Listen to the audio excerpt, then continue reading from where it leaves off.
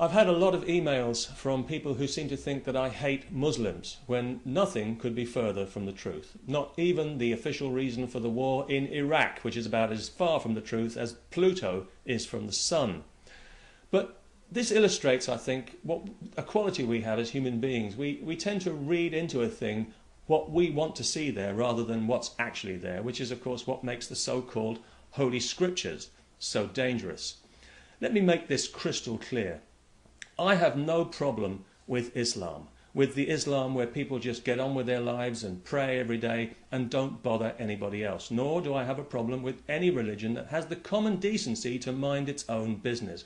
But that's not the Islam that I'm talking about, and I think we all know this. I'm talking about the repressive, violent, intolerant Islam that considers human rights an insult to God.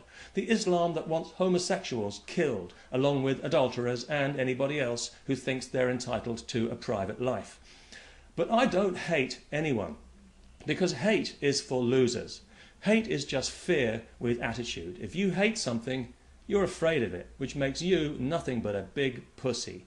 And whatever you hate and fear, well, you know you're going to attract it, because if you invest that much emotion in something, it's coming your way. The Islamic fundamentalist, he hates America. America is coming his way. Here in Britain, we hate intolerance. Guess what's coming our way? This week, the Queen of England was burned in effigy on the streets of Pakistan. Why? Because she gave a knighthood, a pretty worthless bauble at the best of times, to an author better known for his nuisance value than for his actual writing. It doesn't mean that he has to walk around in a suit of armour, although it might be advisable if he ever goes anywhere near Pakistan, where the government has declared this an insult to Islam. Well, I mean, what isn't these days? I do find it difficult to take seriously this moral outrage in Pakistan, coming as it does from a country whose attitude to women degrades the entire human race. The real insult to Islam is the fact that in Pakistan a woman can be murdered for the crime of being raped. The worst thing that can happen to anyone in Pakistan is to be born female. Every year, thousands of women in Pakistan are murdered by members of their own family, and yet nobody is insulted by that. Nobody's demanding an apology for that. Instead, what do we get? A deafening silence from Muslims, almost a miracle in itself.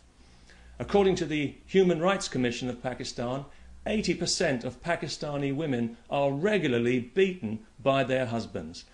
I mean, come on guys, shape up. You can't blame your culture for everything. And yet these are the people who have accused the British government of Islamophobia. And this must really sting the politically correct religious appeasers who run this country, because they've already done so much to accommodate Islamic sensibilities, even legitimising crackpot pressure groups like the Muslim Council of Britain, who recently issued a list of demands that would impose Islamic values on all children in British schools. The Muslim Council of Britain sounds like an official body, but in fact it's just another extremist group of fanatics who want to turn Britain into an Islamic republic. They'd never admit this publicly, of course, any more than the British National Party would admit that they want to repatriate the blacks and gas the Jews, but we all know that's where they're really coming from. And they love accusing people of Islamophobia, a totally made-up word and a blatant lie. A phobia is defined as an irrational fear or dread of something, and it's true that many people fear and dread the growth of Islam, but there's nothing irrational about that when you look at the evidence. In countries where Islam has control, there's repression, there's torture, there's precious few human rights, and there's no free speech. And if the Muslim Council of Britain had its way, this would be one of those countries, and I'd be arrested and tortured for making this video. This is not a belief system that I want to see encouraged, but there's nothing phobic about it. It's just common sense.